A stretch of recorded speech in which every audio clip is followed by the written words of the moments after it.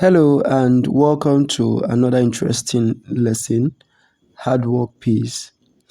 Remember, our previous lesson was on human rights, Universal Declaration of Human Rights.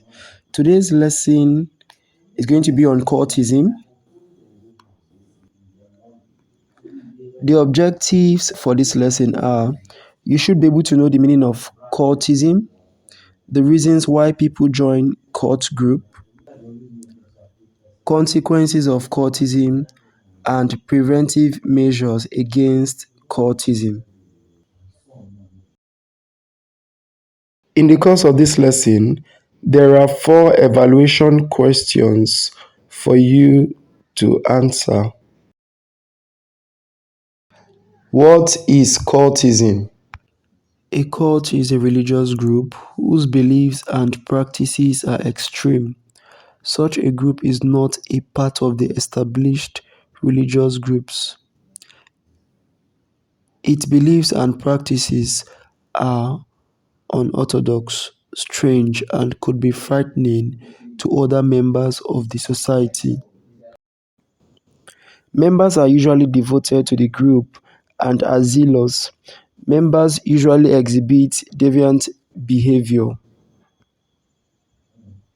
Now, students, a court member or court members would have to go through an initiation process to be accepted as full members. Now, in some cases, those who fail the initiation test get murdered by the members, which is not really good. So, this is why it is very, very dangerous to join any court group.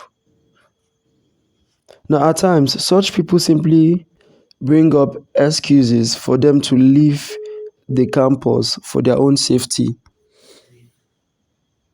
Students, let us see some of the reasons why people join cult. The first here is quest for social security. Now, it is natural for human beings to belong to groups, and some students meet this need by joining cult group, thinking it is a quest for social security, which is not so. Now we have immaturity as another reason why people join cult. Now some young and immature students get lured into the cult by other students who are cult members. Another reason here is force. Some people are forced to join cults on campus. Now, this is done in various ways. For example, students who love to attend many parties at weekends attend those organized by cult members who wish to enlarge the membership of their group.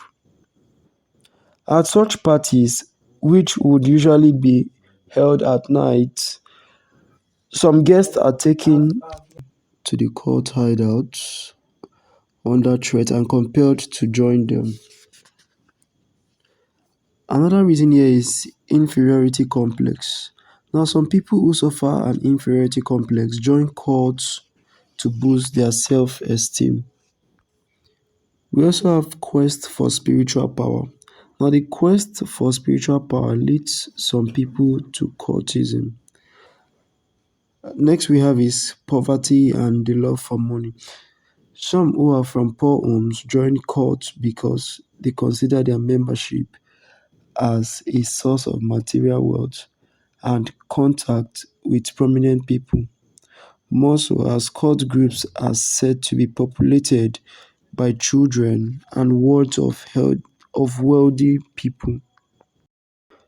Students, let us see the consequences of cultism. Cultism has led to the disruption of peace on campuses in many ways.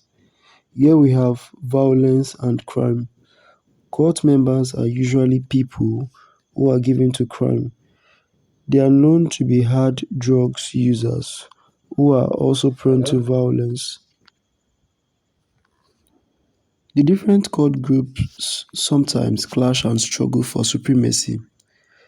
They declare war and fight with very dangerous weapons. These cults are actually gangs. Now we have death and injury as another consequence of cultism. When cult groups become violent, they kill members of rival groups and even students and staff who are not members of any gang, because many people get injured in their attempts to seek safety. Some people get killed by members of their own group for violating the laws of the group. We also have disruption of academic activities. It is impossible to teach and learn when cult groups fight on the campuses. Sometimes they suddenly begin fighting during exams. Some students fire gunshots in the classrooms. We have fear and insecurity. Now, law abiding people, hardworking and peaceful students and staff become afraid and feel insecure. Let us look at the preventive measures against cultism. Cultism has been a source of concern to Nigeria's higher institutions of learning and the entire society. We shall examine some ways in which cultism can be prevented. Here we have parents should bring up their children properly. They should not leave their job for the school. We also have parents should be serious about giving their children and words sound religious and moral education. This will keep them away from crime even when they are away from home. We also have parents should monitor their children closely. They should seek help when they discover that their children are behaving strangely. Authorities of tertiary institutions should admit the number of students they can manage.